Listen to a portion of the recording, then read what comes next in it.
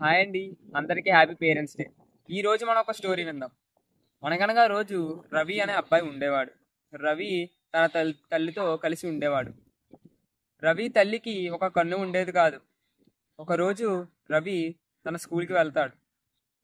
రవి తల్లి కూడా రవిని చూద్దామని తన స్కూల్కి వెళుతుంది. రవి తల్లిని చూశాక వాళ్ళ స్నేహితులు రవిని ఎగతాళి చేస్తూ ఉండేవారు. అది సహించలేక రవి తన తల్లిని రోజు తిడుతూ ఉండేవాడు. అప్పుడు రవి తన ఇంటి నుంచి వెళ్ళిపోదామని ఆలోచిస్తాడు. తన ఇంటి నుంచి వెళ్ళిపోయాక తన తల్లి రవి కోసం వెతుక్కుంటుంది.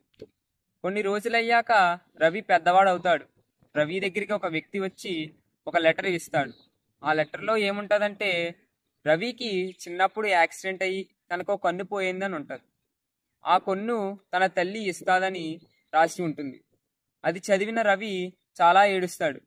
తన ఊరు వెళ్ళి తన తల్లిని చూద్దాం అనుకుంటాడు. తన తల్లిని చూద్దాం అనుకుంటే తన ఇంటికి తాళం వేసి ఉంటుంది. అది చూసిన రవి తన పక్కింటి ఆవిడని అడుగుతాడు, అమ్మా ఇక్కడ తాళం ఎందుకు వేసిందని.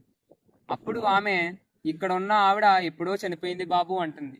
అది సహించలేక రవి తన తల్లి దగ్గరికి వెళ్ళి ఏడుస్తూ ఉంటాడు. దీన్ని బట్టి అర్థమైంది ఏమిటంటే, మన తల్లిదండ్రులు ఎప్పుడు ఉంటారో ఎప్పుడు పోతారో తెలియదు. కాబట్టి మన తల్లిదండ్రులు ఉన్నప్పుడు వాళ్ళని మనం ఎంతో ప్రేమగా ఎంతో గౌరవంగా చూసుకోవాలని, వాళ్ళు వెళ్ళిపోయాక మనం ఏమి చేసేది లేదని ఈ స్టోరీ బట్టి అర్థమవుతుంది. సో వన్స్ అగైన్ అందరికీ హ్యాపీ పేరెంట్స్ డే.